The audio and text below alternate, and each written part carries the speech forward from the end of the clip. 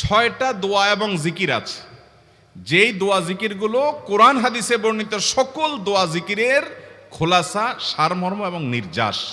এই 6টাকে যদি কোনো মুসলমান নিয়মিত আঁকড়ে ধরে, তাহলে কোরআন এবং হাদিসের যত দোয়া এবং জিকির আছে কেমন যেন তার নির্যাসটা নিয়মিত সে আমল করলো। বলবো সেগুলা? এই 6টা দোয়া এবং জিকিরের মধ্যে সর্বপ্রথম হলো নবী করিম সাল্লাল্লাহু আলাইহি সাল্লামের প্রতি দুরূদ প্রেরণ করা। নবীজি সাল্লাল্লাহু আলাইহি সাল্লামের প্রতি দুরূদ প্রেরণ করার আমল এরকম আমল, আপনি যদি সারা দিনে শুধুমাত্র নবীজির প্রতি দুরূদ প্রেরণ করার আমলটাই জিকির হিসাবে সবচেয়ে বেশি করেন, দোয়া হিসাবে যদি এটাই আপনি সারাদিন করতে থাকেন, তো আপনার জন্য যথেষ্ট হবে। আল্লাহর কাছে আর কিছু না চাইলেও চলবে, আর কিছু না চাইলেও চলবে। দুরূদ মানে হলো নবীজির জন্য দোয়া করা। ভাই, আল্লাহ তার হাবিবকে রহম করবেন, আপনার আমার দোয়ার দিকে আল্লাহর তাকানোর কোনো ঠেকা আছে? নবীজি কি আমাদের দোয়ার কোনো মুখাপেক্ষী? কিন্তু আমরা তার জন্য দোয়া করলে ওই চান্সে আল্লাহ তাআলা আমাদের প্রতি অনুগ্রহ করবেন। একবার না, আপনি নবীজির প্রতি একবার রহমতের দোয়া করবেন, একবার দুরূদ পাঠ করবেন। মান সাল্লা আলাইয়া মাররাতান সাল্লাল্লাহু আলাইহি আশারা, নবীজি সাল্লাল্লাহু আলাইহি সাল্লাম বলেছেন, একবার আমার জন্য তোমরা দোয়া করলে, আমার প্রতি দুরূদ পাঠ করলে, আল্লাহ তাআলা তোমাদের জীবনে 10 বার 10 জায়গায় 10 টাইমস তোমাদের উপরে আল্লাহ তাআলা অনুগ্রহ করবেন। আপনি টেরও পাবেন না কত জায়গায় আল্লাহ অনুগ্রহ করেছেন। আল্লাহ বাঁচাই দিয়েছেন, একটুর জন্য শেষ হয়ে যান নাই। ওই যে দুরূদ পড়ছেন, আল্লাহ তাআলা রক্ষা করছে, আপনি খবরও নাই। আল্লাহ তাআলা আপনার প্রতি বিশাল একটা দান করছে, আপনি লক্ষ্যও করেন নাই। ওই যে দুরূদ পড়ছেন একবার, 10 বার রহমত হবে। এভাবে যত দুরূদ পড়বে সে তত রহমত এবং অনুগ্রহ পাবে। এক সাহাবী বলেছেন, ইয়া রাসূলুল্লাহ, আমি আমার দোয়ার কত অংশ আপনার জন্য রিজার্ভ রাখবো? আমি তো আল্লাহর কাছে অনেক কিছু চাইবো, অনেক কিছু নিবেদন করব, আপনার জন্য যেন আল্লাহ রহমত নাজিল করে, এটাই হলো দুরূদ। এই দুরূদটা আমি কি পরিমাণ রাখবো?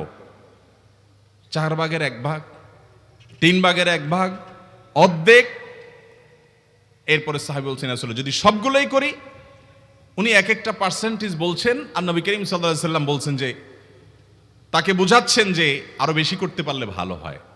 তো সাহাবী বাড়াইতে বাড়াইতে শেষ পর্যন্ত বলেন যে, আমার দোয়া যদি সবগুলো আপনার জন্য করি, আমি যদি আর কোনো দোয়া না করি, শুধু আপনার জন্যই দোয়া করি, নবী করিম সাল্লাল্লাহু আলাইহি সাল্লাম তাকে সুসংবাদ দিলেন যে, তাহলে তোমার আর কোনো সমস্যা থাকবে না, সব সমস্যা দূর হয়ে যাবে, তোমার কোনো পেরেশানি থাকবে না।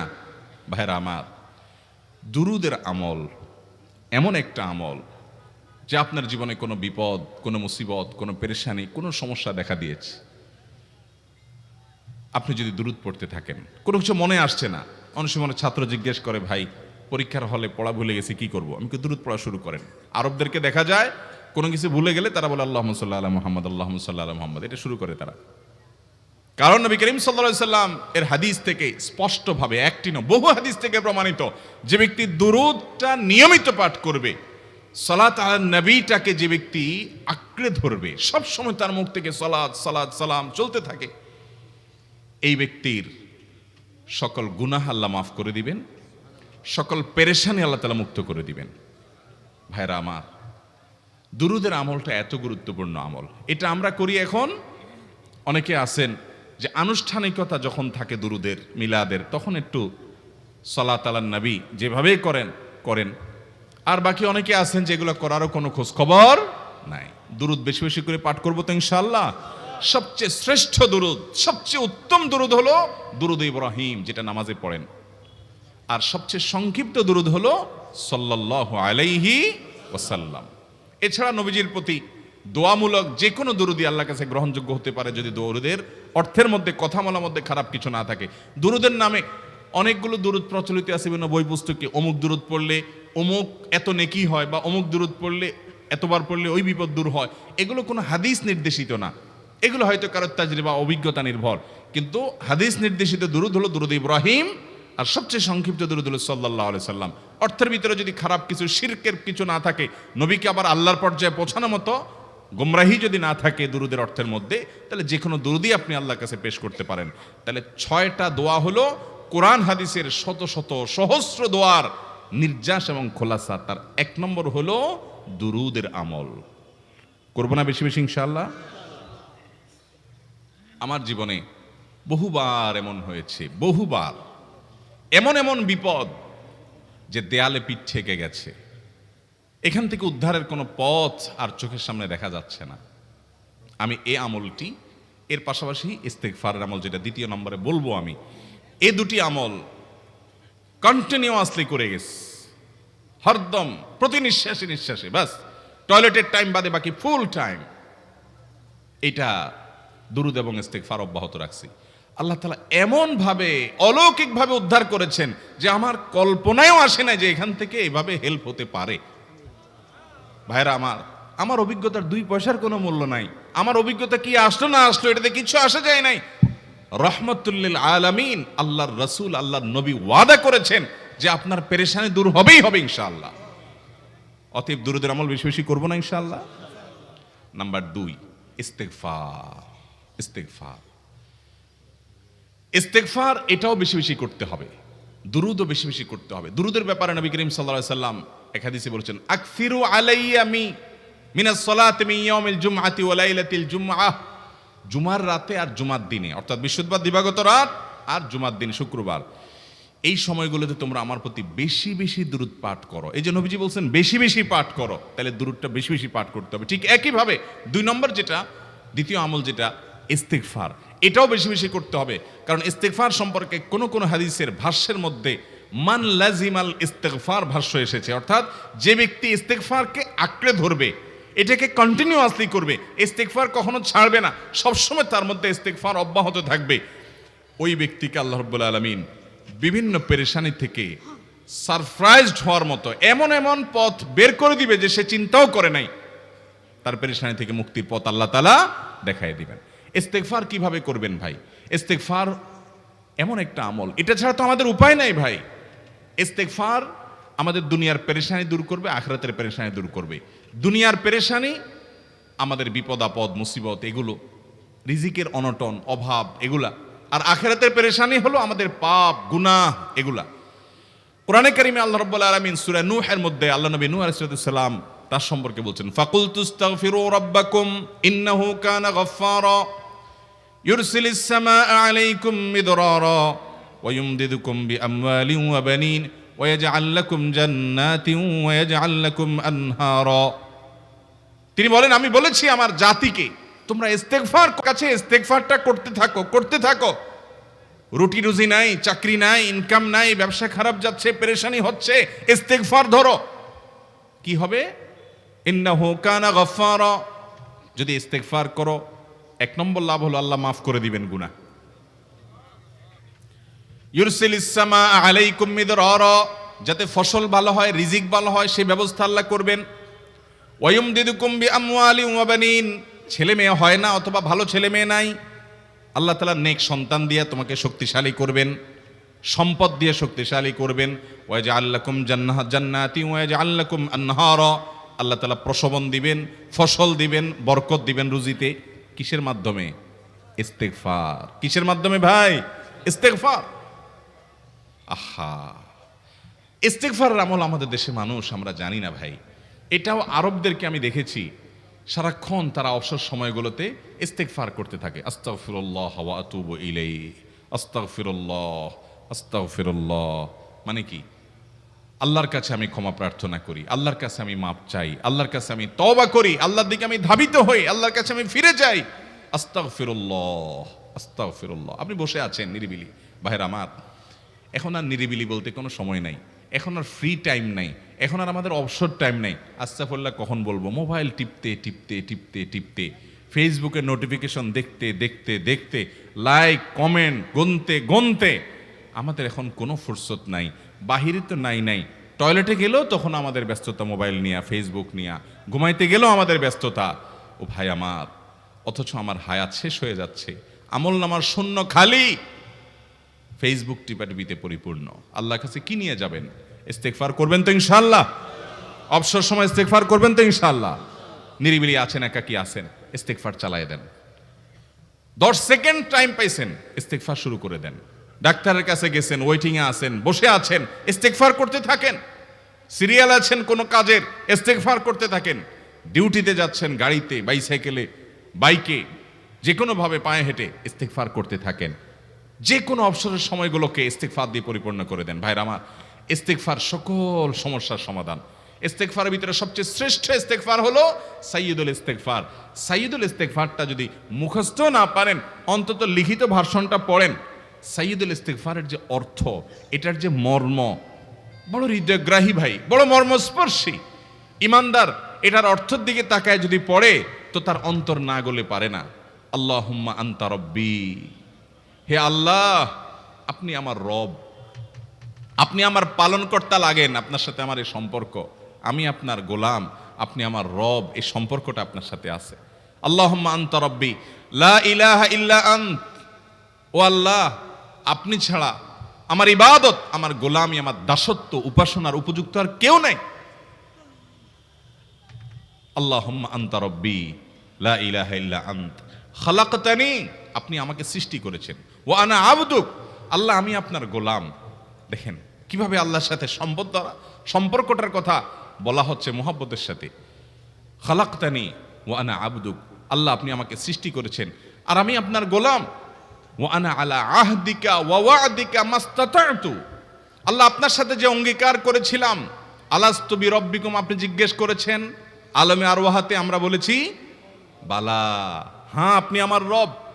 আপনাকে রব হিসাবে স্বীকৃতি দিয়ে আপনার গোলামি করার যে অঙ্গীকার আমরা করেছি, কালিমাতুশ শাহাদা যে আমরা পাঠ করেছি, এই যে আপনার সাথে কৃত অঙ্গীকার, রব হিসাবে স্বীকৃতি দেওয়ার পর, গোলাম হিসাবে মেনে নেওয়ার পর, আমি আপনার যে গোলামি করার কথা ছিল, ওয়া আনা আলা আহদিকা ওয়া ওয়া'দিকা মাস্তাতা'তু, যতটুকু পারছি আমি সে ওয়াদার উপরে থাকার চেষ্টা করছি আল্লাহ। ওয়া আনা আলা আহদিকা ওয়া ওয়া'দিকা মাস্তাতা'ত আবুউ লাকা বিনি'মাতিকা আলাই, আল্লাহ আমি স্বীকার করি আপনি আমার প্রতি অনেক নিয়ামত দিয়েছেন, অনেক নিয়ামত দিয়েছেন, এটা আমি স্বীকার করি। ওয়া আবুউ লাকা বিযামবি, আর আমি এও স্বীকার করি যে আল্লাহ অনেক অপরাধ, অনেক পাপ আমার দ্বারা হয়ে গেছে। ফাগফিরলি, অতএব আপনি আমাকে মাফ করে দেন। ফাইন্নাহু লা ইয়াগফিরুয যুনুবা ইল্লা আনতা, কারণ আপনি ছাড়া আর কেউ গুনাহ ক্ষমা করতে পারবে। ভাইরা আমার, অর্থের দিকে লক্ষ্য করে করে, মর্মটা বুঝে বুঝে একটু সাইয়্যিদুল ইস্তেগফার পড়েন। লেখা দেখে দেখে পড়েন, ইউটিউব থেকে দেখে দেখে পড়েন, কিন্তু পড়েন। আল্লাহুম্মা আনতা রাব্বি লা ইলাহা ইল্লা আন্ত খালাকতানি ওয়া আনা আবদুক ওয়া আনা আলা আহদিকা ওয়া ওয়া'দিকা মাস্তাতা'তু আউযু বিকা মিন শাররি আবুউ লাকা বিনি'মাতিকা আলাইয়া ওয়া আবুউ লাকা বিযামবি ফাগফিরলি ফাইন্নাহু লা ইয়াগফিরুয যুনুবা ইল্লা আনতা। এটা হলো বড় ইস্তেগফার। এত বড় ইস্তেগফার পড়তে পারেন না, কোনো পেরেশানি নাই, কোনো অসুবিধা নাই। সবচেয়ে ছোট ইস্তেগফার হলো আস্তাগফিরুল্লাহ, আস্তাগফিরুল্লাহ, আস্তাগফিরুল্লাহ। আল্লাহ আপনার কাছে ক্ষমা চাই, কত ভুল হয়ে যায়, কত অন্যায় হয়ে যায়। ভাইরা আমার, এটা হলো রিমুভার। ভুল করে কিছু লিখছেন, রিমুভ করে ফেলছেন, শেষ হয়ে গেছে। আপনি ঘন ঘন ইস্তেগফার পড়তে থাকেন, অগণিত ভুল হয়, অগণিত ত্রুটি হয়, বারবার ইস্তেগফার এগুলোকে সবগুলোকে শেষ করে দেয়। ভাইরা আমার, নিরাপত্তা এনে দেয়। আল্লাহ কোরআনে কারিমে বলেছেন যে আপনার রব আপনার কওমের প্রতি আযাব নাজিল করবেন না যদি আপনি থাকেন। আর যদি তারা ইস্তেগফারে রত রাখে, তাহলে গণ আযাব আল্লাহর পক্ষ থেকে আসবে। অতএব ভাইরা আমার, ইস্তেগফার বেশি বেশি করতে হবে। 6টা আমল, 6টা জিকির, দোয়া হলো শত শত হাজার দোয়া এবং জিকিরের সান্নিধ্যাসের। দ্বিতীয়টা হলো ইস্তেগফার। চেষ্টা করবো না ইনশাআল্লাহ ইস্তেগফার করার, চলতে ফিরতে আস্তাগফিরুল্লাহ ওয়া আতুবু ইলাইহি, অথবা শুধু আস্তাগফিরুল্লাহ। আরেকটা ইস্তেগফার হাদিসে বর্ণিত, আস্তাগফিরুল্লাহাল্লাযী লা ইলাহা ইল্লা হুয়াল হাইয়ুল কাইয়্যুম ওয়া আতুবু ইলাইহি ওয়া লা হাওলা ওয়া লা কুওয়াতা ইল্লা বিল্লাহ। এটাও ইস্তেগফার। তাহলে একটা বড় ইস্তেগফার, একটা মিডিয়াম, একটা ছোট, যার যেটা সুবিধা হয় এটা পড়েন। বড়টা হলো সাইয়্যিদুল ইস্তেগফার, সবচেয়ে শ্রেষ্ঠ ইস্তেগফার যেটা হাদিসে বর্ণিত হয়েছে। সাইয়্যিদুল ইস্তেগফার নবীজি সকাল সন্ধ্যা পাঠ করতেন, বিভিন্ন সময় পাঠ করতেন, রাতে পাঠ করার কথা বলতেন। সাইয়্যিদুল ইস্তেগফার পাঠ করলে আল্লাহ রাব্বুল আলামিন ওই দিনে, ওই রাতে, ওই ব্যক্তি মারা গেলে তার সব গুনাহ খাতা মাফ করে তাকে জান্নাত দিবেন ইনশাআল্লাহ। অতএব ভাইরা আমার, সাইয়্যিদুল ইস্তেগফার সবচেয়ে বড়, আস্তাগফিরুল্লাহাল্লাযী লা ইলাহা ইল্লা হুয়াল হাইয়ুল কাইয়্যুম ওয়া আতুবু ইলাইহি ওয়া লা হাওলা ওয়া লা কুওয়াতা ইল্লা বিল্লাহ। এটা হলো মাঝারি ধরনের। আর সবচেয়ে ছোট ইস্তেগফার হলো আস্তাগফিরুল্লাহ ওয়া আতুবু ইলাইহি। তাহলে 6 আমলের কয়টা গেল? 2টা। প্রথমটা হলো দুরুদ আর দ্বিতীয়টা হলো ইস্তেগফার। নাম্বার 3, এটা আমাদের বেশিরভাগ মানুষ জীবনে হয়তো শুনেনও নাই, অনেকে হয়তো শুনছেন, আমল করা হয় না। খুব সীমিত সংখ্যক আল্লাহর বান্দার আমলের তৌফিক হয়। সেটা হলো ইয়া যাল জালালি ওয়াল ইকরাম। এটা একটা জিকির, আল্লাহ তাআলাকে ডাকা, আহ্বান করা, এটাই জিকির। ইয়া যাল জালালি ওয়াল ইকরাম। নবী করিম সাল্লাল্লাহু আলাইহি সাল্লাম বলেছেন, আলিজু বিয়া যাল জালালি ওয়াল ইকরাম। তোমরা ইয়া যাল জালালি ওয়াল ইকরাম এটাকে আঁকড়ে ধরো, এটাকে নিয়মিত করো, বেশি বেশি করে বলতে থাকো এটাকে সব সময় এটাকে মুদাওয়ামাতের সাথে কন্টিনিউয়াসলি এটা বলতে থাকো, ইয়া যাল জালালি ওয়াল ইকরাম। অনেক উলামায়ে কেরাম, মুহাদ্দিসিনে কেরাম ইয়া যাল জালালি ওয়াল ইকরাম কেন নবীজি এত বেশি বলতে বলেছেন, এটার মাধ্যমে আমাদের লাভটা কি, এর ব্যাখ্যা করতে গিয়ে বলেছেন ইয়া যাল জালাল মানে হলো হে মহান মহান বড়ত্বের অধিকারী, হে জালালের অধিকারী, হে জালাল, ওয়াল ইকরাম হে দানশীল। তাহলে প্রথম বাক্যে আল্লাহর বড়ত্বের কথা স্বীকৃতি দিয়ে প্রশংসা করা হয়, আর দ্বিতীয় বাক্যে হে দানশীল বলে আল্লাহ তাআলার কাছ থেকে চাওয়া হয় যে আপনি যেহেতু দানশীল এবং আপনি যদি মহান, অতএব আপনি আমাকে দান করেন। এটা ডাকলেই, আল্লাহকে এই বলে ডাকলেই চাওয়া হয়ে যায়। এই জন্য বেশি বেশি করে ইয়া যাল জালালি ওয়াল ইকরাম পড়তে হবে। অনেকে হয়তো নতুন শুনেছেন, আজকে থেকে শুরু করে দিবেন ইয়া যাল জালালি, সকাল বিকাল মনে থাকে না তো লিখে লিখে ওয়ালে টাঙ্গায় দেন, বাসা বাড়িতে এমন জায়গায় লিখে রাখেন তাকাইলে নজরে পড়ে, কারণ মোবাইলে আমাদেরকে সবকিছু ভুলায় দেয়, দুনিয়ার ব্যস্ততা সব ভুলায় দেয়। এই জন্য বেশি বেশি ইয়া যাল জালালি ওয়াল ইকরাম পড়বো। 3টা হয়ে গেল। নাম্বার 4 নম্বর যে দোয়া এবং জিকির করতে নবী করিম সাল্লাল্লাহু আলাইহি সাল্লাম সব সময় আমাদেরকে উৎসাহ দিয়েছেন, অনুপ্রেরণা দিয়েছেন। এবং ইবনে সাদি রাহিমাহুল্লাহ তিনি 6টা নির্যাস দোয়া এবং জিকির যে বলেছেন, তার 4 নম্বর হলো লা হাওলা ওয়ালা কুওয়াতা ইল্লা বিল্লাহ। লা হাওলা ওয়ালা কুওয়াতা ইল্লা বিল্লাহ। লা হাওলা ওয়ালা কুওয়াতা ইল্লা বিল্লাহ, এটা হলো সারেন্ডার করা, আল্লাহর কাছে সারেন্ডার করা, আত্মসমর্পণ করা। মানে আল্লাহ ছাড়া কোনো ভালো কাজ করার ক্ষমতা কারণ নাই, করার তৌফিক দেওয়ার ক্ষমতা কারণ নাই, আর পাপ থেকে বাঁচানোরও ক্ষমতা কারণ নাই। এই জন্য আমি কেমন যেন আল্লাহর কাছে সারেন্ডার করছেন, লা হাওলা ওয়ালা কুওয়াতা ইল্লা বিল্লাহ। কোন অবস্থা, কোন সামর্থ্য, এগুলো কারোর কাছে নাই, শুধুমাত্র কার কাছে আছে? আল্লাহর কাছে আছে। এই অর্থ বুঝে আপনি লা হাওলা ওয়ালা কুওয়াতা ইল্লা বিল্লাহ বেশি বেশি পাঠ করবেন। নবী করিম সাল্লাল্লাহু আলাইহি সাল্লাম বলেছেন, তোমাদেরকে কি আমি জান্নাতের একটা ভান্ডারের খবর দিব, যেটা জান্নাতের ভান্ডার, সওয়াব টওয়াব না, সাধারণ অল্প স্বল্প সওয়াব না, পুরো জান্নাতের ভান্ডারের সন্ধান দিয়ে দিব। সাহাবা ইকরাম তো চাইতেনই সেটা। নবীজি সাল্লাল্লাহু আলাইহি সাল্লাম তখন বলেছেন যে লা হাওলা ওয়ালা কুওয়াতা ইল্লা বিল্লাহ, এটা হলো কানজুম মিন কুনুজিল জান্নাহ, জান্নাতের ভান্ডার সমূহের মধ্যে থেকে একটা বড় ভান্ডার হলো লা হাওলা ওয়ালা কুওয়াতা ইল্লা বিল্লাহ। অতএব এই আমলটাও বেশি বেশি করবেন। 4 নম্বর আমল হয়ে গেল। দুরুদের আমল 1, ইস্তিগফার আমল 2, ইয়া যাল জালালি ওয়াল ইকরাম 3, লা হাওলা ওয়ালা কুওয়াতা ইল্লা বিল্লাহ। কয়টা হলো? 4। 5 নম্বর আমল হলো দোয়া ইউনুস। দোয়া ইউনুস জানা আছে তো? লা ইলাহা ইল্লা আনতা সুবহানাকা ইন্নী কুনতু মিনাজ জালিমিন। ভাইরা আমার, অর্থের দিকে তাকায়া মাঝে মধ্যে মোবাইল টোবাইল সব ফালায় রেখে একটু আল্লাহর সাথে কথা বলবেন, আল্লাহর সাথে একটু কানেক্টেড হওয়ার চেষ্টা করবেন, আল্লাহর সাথে একটু সংযুক্ত হওয়ার চেষ্টা করবেন। ডিসকানেক্টেড তো পুরো লাইফটা কাটাই দিলেন, একটু কানেক্টেড হওয়ার চেষ্টা করেন। প্রতিদিন কিছু সময় বসে একটু জিকির করেন, চলতে ফিরতে একটু আল্লাহকে সময় দেন। আপনি উপকৃত হবেন, আপনার কল্ব জিন্দা হবে, আমল নামা সওয়াবে পরিপূর্ণ হবে।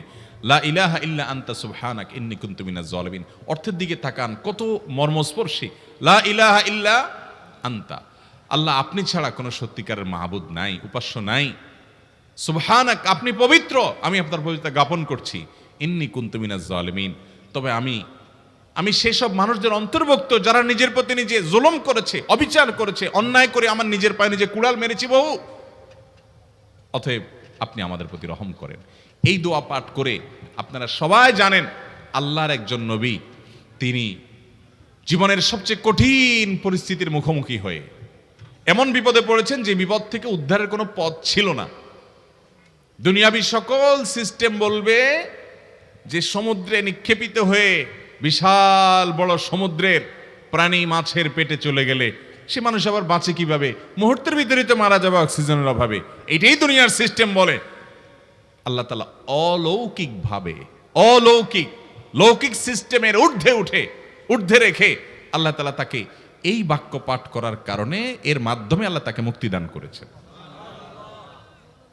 এবং আল্লাহ তাআলা এই ঘটনা কোরআনে উল্লেখ করার পর একটা সুসংবাদ বলছেন আমাদের সবার জন্য, বিরাট বড় আনন্দের সংবাদ। আল্লাহ বলেছেন, ওয়াকাযালিকা নুনজিল মুমিনিন।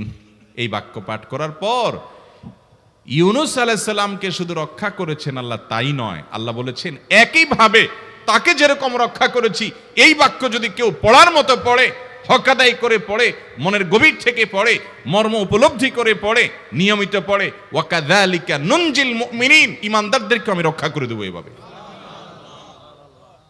আরো শুনবেন, আমাদের প্রিয় নবী সাল্লাল্লাহু আলাইহি ওয়াসাল্লাম বলেছেন, তোমরা আমার ভাই ইউনূস ইবনে মাত্তা যে দোয়া করেছে, ওই দোয়াটাকে তোমরা আঁকড়ে ধরবা, যে কোনো বিপদে আপদে মুসিবতে আল্লাহর কাছে চাইবা। ভাইরা আমার, আমরা বিপদ আপদে পড়লে হুজুরদের কাছে চলে যায় দোয়ার জন্য, অনেকে মাজারে চলে যায়, সেখানে মানত করে, টাকা পয়সা দেয় বিপদ উদ্ধার করার জন্য। কপাল পোড়া জানে না ও কার গোলাম, ও আরশে আজিমের মালিকের গোলাম, তার সাথে ডাইরেক্ট কানেক্টেড হওয়ার সুযোগ আছে, শুধু ইউজ করলেই হয়, সুইচ দিলেই হয়। কপাল পোড়া জানে না, ডানে বামে গিয়ে নিজের আমল বরবাদ করে, ঈমান বরবাদ করে, তাওহীদ নষ্ট করে। ভাইরা আমার, তাহলে যে কোনো সমস্যা ফিল করি অথবা স্বাভাবিক অবস্থাতে দোয়া ইউনূস পাঠ করব, লা ইলাহা ইল্লা আনতা সুবহানাকা ইন্নী কুনতু মিনাজ জালিমিন। ভাইরা আমার, দুনিয়ার মানুষের কাছে আপনি অপরাধী এটা বললে খারাপ লাগে। আপনি একটা অফিসে চাকরি করেন, দুর্নীতি করে চুরি করে ধরা পড়ছেন, বসের কাছে যায় মাপ চাইছেন, স্যার ভুল হয়ে গেছে, আর কখনো করব না, লোভে পড়ে করে ফেলছি, বিপদে পড়ছিলাম, টাকা টানছিল স্যার, আর কোনোদিন করব না, মাফ করে দেন স্যার, চাকরিটা রাখেন স্যার। আপনি মাপ চাইলেন, লজ্জিত হলেন, চোখের পানি ফেললেন, পাও ধরে মাপ চাইলেন, ছোট হলেন। এই ছোট হওয়ার পরে আপনার চাকরি যদি টিকেও যায়, বস যদি আপনাকে মাফ করেও দেন, তারপরেও কি আপনার কাছে ভালো লাগবে? না এত বড় একটা অঘটন ঘটলো, ছোট হলেন, সবার সামনে লজ্জিত হলেন, অনুতপ্ত হলেন, ধরা পড়লেন, মাপ চাইতে হলো, এজন্য আপনার খারাপ লাগবে না? কিরকম খারাপ লাগবে? এত খারাপ লাগে অনেকে সহ্য করতে পারে না, গুনাহের দিকে চলে যায়, আত্মহত্যা পর্যন্ত করে ফেলে, এই বেইজ্জতি সহ্য করতে পারে না। ঠিক না বে ঠিক? মানুষের কাছে মাপ চাইলে, মানুষের কাছে ছোট হলে মানুষের কষ্ট হয়। অদ্ভুত! আরশে আজিমের মালিকের কাছে সেজদায় পড়ে চোখের পানি ফেলে যদি স্বীকার করেন, ও মালিক, নামাজ পড়ি নাই, বড় জুলুম করেছি, কাবিরা গুনাহ করেছি, ও মালিক, হারাম জিনিস দেখে ফেলেছি, খারাপ জিনিস শুনে ফেলেছি, পাপ করেছি, অপরাধ করেছি, মালিক, জাহান্নামের যে বিবরণ হাদিসে আসছে, এটা সহ্য করার ক্ষমতা আমার নাই, আপনি আমাকে মাফ করে দেন। এইভাবে যদি আল্লাহর কাছে একটু চোখের পানি ফেলে দোয়া করেন, একটু দোয়া করে দেখেন, আল্লাহর শপথ করে বলছি, আপনার জীবনে সবচেয়ে আনন্দের মুহূর্ত হবে তখন যেদিন এরকম দোয়া করতে পেরেছেন, চোখের পানি ফেলতে পেরেছেন। দুনিয়ার মানুষের কাছে ছোট হলে মানুষের মনটা সংকীর্ণ হয়, ছোট হয়, মানুষ অপমান বোধ করে, খারাপ লাগে। মালিকের কাছে যদি কেউ মাপ চায়, চোখের পানি ফেলে, ইস্তেগফার করে, ছোট হয়, তাহলে তার অন্তরে আরো আনন্দ অনুভব হয়। সালহাতু সঙ্গে বুদি দিল খরাশ, আজমুদে এক জামানা খাকে বাস। পাথর হয়ে বহুকাল ছিলে ভাই, কিছু কালের জন্য একটু মাটি হও, আসো, একটু মাটি হয়ে দেখো। পাথর হয়ে তুমি যতটা আনন্দিত হয়েছো, পুলকিত হয়েছো, পরিতৃপ্ত হয়েছো, আরশে আজিমের মালিকের শপথ করে বলছি, আল্লাহর কাছে মাটি হয়ে, ছোট হয়ে, তুচ্ছ হয়ে, অপমানিত হয়ে, ক্ষমা চেয়ে, ইস্তেগফার করে তুমি যখন লা ইলাহা ইল্লা আনতা সুবহানাকা ইন্নী কুনতু মিনাজ জালিমিন, নিজে পাপ করেছো এটা স্বীকার যখন করবে, তখন আল্লাহ তাআলা শুধু মাফ করবেন না, তোমাকে ঈমানের স্বাদ দিবেন, তুমি সাথে সাথে অন্তরে সেটা অনুভব করবা। ভাইরা আমার, আল্লাহর দিকে ধাবিত হব তো ইনশাআল্লাহ? গুনাহের, পাপের, অপরাধের পথ ছেড়ে আসবো তো ইনশাআল্লাহ? লা ইলাহা ইল্লা আনতা সুবহানাকা ইন্নী কুনতু মিনাজ জালিমিন। কোরআন হাদিসের নির্যাসের 5 নম্বর আমল দোয়া ইউনুস। নবীজি সাল্লাল্লাহু আলাইহি সাল্লাম বলেছেন, আমার ভাই ইউনুস আলাইহিস সালাম তিনি আল্লাহর কাছে এটা পড়ে যেরকম বিপদ থেকে রক্ষা পেয়ে গেছেন, তোমরা আমার ভাই ইউনুস আলাইহিস সালামের দোয়াটা বেশি বেশি পড়বা, ওইটাকে তোমরা আঁকড়ে ধরবা, তোমাদেরকে আল্লাহ তাআলা উদ্ধার করবেন। আল্লাহ কোরআনে ওয়াদা করেছেন, ওয়া কাযালিকা নুনজিল মুমিনিন, এভাবে আমি ঈমানদারদেরকে রক্ষা করব। অতএব ভাইরা আমার, বিপদ আপদে ওই মাজারে দৌড় দিবেন না, হুজুরের কাছে দোয়া চান, এটাতে দোষের কিছু নাই, কিন্তু সবকিছুর আগে আপনি নিজে নিজের মালিকের কাছে চান। আমরা অনেকে দোয়া করি না, কেন করি না? আমরা মনে করি যাই রে, আমি এত গুনাহগার মানুষ, আমার দোয়া কবুল হবে, এই জন্য হুজুরের কাছেই শুধু যায়, যে হুজুর যদি কিছু বলে দেয়। আল্লাহর কাছে ডাইরেক্ট চাইলে যে পাওয়া যাবে, এটা অনেক মুসলমান বিশ্বাস করে না, ভালো করে জানে না। ভাইরা আমার, আল্লাহ কোরআনে বলেছেন,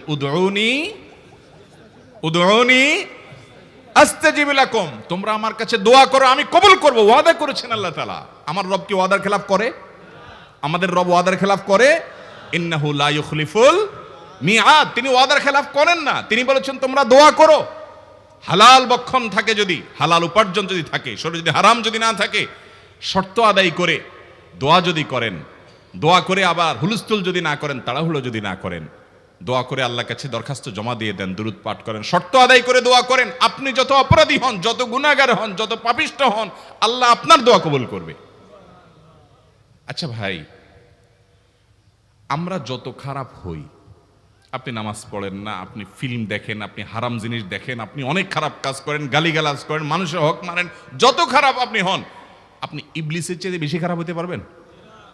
ইবলিসের চেয়ে বেশি খারাপ হওয়ার সুযোগ আছে? খারাপের বাপ সে, তার মতো খারাপ তো আপনি চাইলেও হতে পারবেন না, ঠিক না ভাই? ঠিক। আচ্ছা, এই ইবলিস আল্লাহর কাছে দোয়া করছে কখন? এমন সময় যখন আল্লাহ তাকে নির্দেশ করছে সিজদা করো, আদমের সম্মানে। সেই নির্দেশ সে লঙ্ঘন করেছে, ডাইরেক্ট আল্লাহর সামনে সরাসরি লঙ্ঘন, সরাসরি বিদ্রোহ। আপনার সামনে আপনার ছেলে, আপনার কর্মচারী, আপনার কাজের লোক ডাইরেক্ট যদি একটা জিনিস বলে পারবো না, কি পরিমাণ মেজাজ আপনার গরম হবে চিন্তা করেন। অথচ আপনিও মানুষ, সেও মানুষ, আর আল্লাহ হলেন সৃষ্টিকর্তা, এ হলো সৃষ্টি। সে যুক্তি দেখায়, খালাক্তানি মিন নার ওয়া খালাক্তাহু মিন তিন, আমারে আগুন থেকে তৈরি করছেন, তারে মাটি থেকে তৈরি করছেন, আমি কেন তারে সিজদা করব? তর্ক যুক্তি হাজির করে আল্লাহর নির্দেশকে আল্লাহর সামনে লঙ্ঘন করেছে। কত ডেঞ্জারাস সিচুয়েশন বুঝেন, কি পরিমাণ রাগ আল্লাহ রাব্বুল আলামিন হওয়ার কথা। তার তো গুণবাচক নাম শুধু রহমান রহিম না, তার গুণবাচক নাম আছে কি? কাহার, জব্বার। তো আল্লাহ রাব্বুল আলামিনের এই গুণবাচক নামও তো আছে। তিনি তো প্রচন্ড রকমের কাহারের অধিকারী। তো আল্লাহর সামনে ডাইরেক্ট তার আদেশকে লঙ্ঘন করেছে, হঠকারিতা দেখিয়েছে, অহংকার করেছে, দম্ভ দেখিয়েছে, এত বড় বেয়াদবি করেছে। ওই টাইমে আল্লাহ তাআলা তো রাগ হওয়ার কথা। ওই রাগের সময়, ওই কঠিন সময় ইবলিস যখন আল্লাহ তাকে বললেন, যাও ফখরুজ মিনহা ফাইন্নাকা রাজিম, জান্নাত থেকে বের হও, তুমি বিতাড়িত, আল্লাহ রাগ হয়ে তাকে জান্নাত থেকে বের করে দিলেন। ভাইরা আমার, এই রকম সময় পর্যন্ত ইবলিস দোয়া করে বসছে। কি দোয়া করছে? রব্বি আনজিরনি ইলা ইয়াউমি ইউবআসুন, আল্লাহ আমাকে সুযোগ দেন, কিয়ামত পর্যন্ত হায়াতটা দেন আমারে, দোয়া করে বসছে। কিন্তু আল্লাহ তাআলা কি করছেন? আল্লাহ বলছেন, তো বড় সাহস তোর বেটা, মাত্র সিজদা করতে বলছেন করলি না, কমবখত, আবার দোয়া করস? আল্লাহ সেটা বলেন নাই। আল্লাহ কি করছেন? ইন্নাকা মিনাল মুনজারিন, যাও তোমাকে সুযোগ দেয়া হলো। সুবহানাল্লাহ। ইবলিস যদি আল্লাহর রাগ হওয়ার মতো সময়ে, ক্রোধ হওয়ার মতো সময়ে আল্লাহর সামনে আল্লাহর সরাসরি অবাধ্য হয়ে আল্লাহ তাকে বের করে দিচ্ছেন, বিতাড়িত শয়তানকে, ওই টাইমে যদি দোয়া করার পর ইবলিসের দোয়া কবুল হয়, ও মুসলমান, আপনি আল্লাহর গোলাম হিসাবে নিজেকে স্বীকার করেন, আপনি যত পাপিষ্ঠ হন না কেন, আপনার দোয়া কেন কবুল হবে না? আল্লাহর কাছে দোয়া করবো না ইনশাআল্লাহ? ইবলিসই আমাদেরকে বুঝায়, ফুসলায়, তুই কোন মুখে দোয়া করবি আল্লাহর কাছে? তোর নামাজের ঠিক নাই, তোর ইবাদতের ঠিক নাই, এত আকাম কুকাম করস ফেসবুকে, ইউটিউবে, তোর মতো 2 নম্বর একটা মানুষ, কোন মুখে আল্লাহর কাছে দোয়া করবি? থাক, দোয়া করিস না, আমি কেমনে এই মুখ নিয়ে দোয়া করবি? এটা যখন আপনার মনের ভিতরে আসে, তখন বুঝবেন যে মিস্টার ইবলিস অ্যাক্টিভ হয়ে গেছে আপনার শরীরে। কথা কি বুঝাতে পারছি? আল্লাহর কাছে দোয়া করবেন তো ইনশাআল্লাহ। এই 6টা দোয়া জিকিরের 5 নম্বর দোয়া ইউনুস, অর্থ সহকারে বুঝে বুঝে আল্লাহর কাছে চাইবেন এবং দোয়া করবেন। 6 নম্বর হলো সুবহানাল্লাহ, আলহামদুলিল্লাহ, লা ইলাহা ইল্লাল্লাহ, আল্লাহু আকবার। এই বাক্যগুলো দেখবেন ঘুরে ফিরে নবী করিম সাল্লাল্লাহু আলাইহি ওয়াসাল্লাম সারাদিন পড়তেন। 5 ওয়াক্ত নামাজের পরে 33 বার দেখবেন। আবার দেখবেন সকাল সন্ধ্যায় সুবহানাল্লাহি ওয়া বিহামদি 100 বার, সুবহানাল্লাহি ওয়াল হামদুলিল্লাহি আল্লাহু আকবার 100 বার। আবার এগুলো মাঝে মধ্যে 10 বার, রাতের শোয়ার সময় 33, 34 বার। বিভিন্ন সময় দেখবেন ঘুরে ফিরে এই সুবহানাল্লাহ, আলহামদুলিল্লাহ, লা ইলাহা ইল্লাল্লাহ, আল্লাহু আকবার, এগুলো একটা মিজানের পাল্লাকে পরিপূর্ণ করে দেয়। কোনোটা আসমান এবং জমিনের মধ্যবর্তী জায়গায় সওয়াব দিয়ে পরিপূর্ণ করে দেয়। এত বেশি ফজিলতপূর্ণ জিকির। এই জন্য পুরো কোরআন হাদিসের দোয়া এবং জিকিরের নির্যাসের শেষ এবং 6 নম্বর হলো বেশি বেশি করে দিন রাত 24 ঘন্টা যখন সুযোগ পাবেন, যেখানে যেখানে হাদিসে যে সংখ্যা বলা আছে ওটাতে করবেনই, ওর বাইরেও বেশি বেশি করে সুবহানাল্লাহ, আলহামদুলিল্লাহ, ওয়া ইলাহা ইল্লাল্লাহ, আল্লাহু আকবার বেশি বেশি করব না ইনশাআল্লাহ। আবারও বলছি, পুরো কোরআন হাদিসের দোয়া এবং জিকিরের নির্যাস 6টির একটি হলো, এটি ইবনে সাঈদী রাহিমাহুল্লাহর গবেষণা, তার গবেষণার আলোকে তিনি এটা পেশ করেছেন। এটি আবার কোনো হাদিস থেকে নির্যাস বের করে দেওয়া হয়েছে সে নয়, এটা একজন মুফাসসিরের গবেষণা। তিনি বলেছেন কোরআন হাদিসে যত দোয়া বলা হয়েছে সবগুলার মর্ম কথা এর মধ্যে চলে আসে। তাছাড়া নবী সাল্লাল্লাহু আলাইহি ওয়াসাল্লাম এবং কোরআনে এইগুলাকে বেশি বেশি করতে বলেছেন। আলিজ্জু, আকফিরু, মান লাজিমা, এই শব্দগুলো ব্যবহার করা হয়েছে। এই জন্য এগুলো বেশি বেশি করে করতে হবে। এই যে শেষেরটা নবী সাল্লাল্লাহু আলাইহি ওয়াসাল্লাম সবসময় বিভিন্ন জায়গায় করতেন। আবারও বলছি, নাম্বার 1 দুরুদ, নাম্বার 2 ইস্তিগফার, নাম্বার 3 ইয়া যাল জালালি ওয়াল ইকরাম, নাম্বার 4 লা হাওলা ওয়ালা কুওয়াতা ইল্লা বিল্লাহ, জান্নাতের ভান্ডার এটা। নাম্বার 5 লা ইলাহা ইল্লা আনতা সুবহানাকা ইন্নী কুনতু মিনাজ জালিমিন, বিপদ না আসলেও স্বাভাবিক অবস্থায় পড়বেন। নাম্বার 6 সুবহানাল্লাহি ওয়াল হামদুলিল্লাহি ওয়া লা ইলাহা ইল্লাল্লাহু আল্লাহু আকবার। নিয়মিত করব তো ইনশাআল্লাহ। আল্লাহ আমাকে আপনাকে আমাদের সবাইকে আমল করার তৌফিক দান করুন, সব সময় জিকিরের মধ্যে থাকার তৌফিক দান করুন। জাযাকুমুল্লাহু খায়রা ওয়া আখিরু দাওয়ানা আলহামদুলিল্লাহি রাব্বিল আলামিন।